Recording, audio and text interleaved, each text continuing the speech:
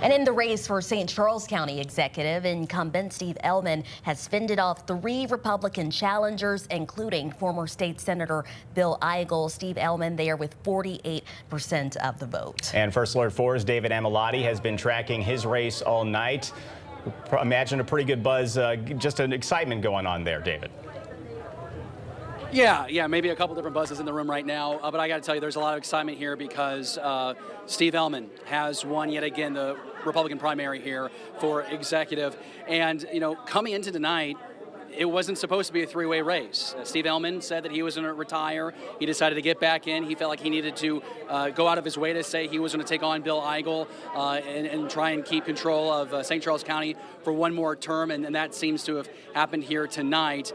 It was really a night of incumbents. If you look at across all the races in St. Charles County, Steve Ehlmann leading the way, dominating. He led every precinct in St. Charles County. Talked with him just a moment ago. He talked a lot about the need to continue the growth in St. Charles, talking about how he wants to see more young people come to St. Charles County.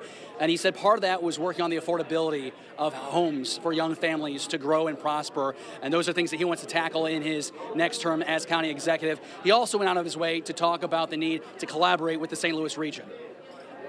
I'm really looking forward to working not only to keep the good times rolling in St. Charles, but to take some of the things that we've been doing out here and hopefully get them adopted around the region.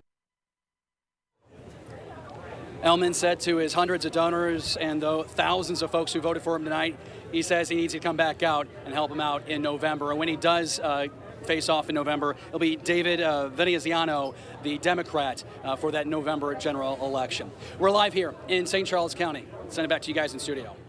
All right, David, thank you.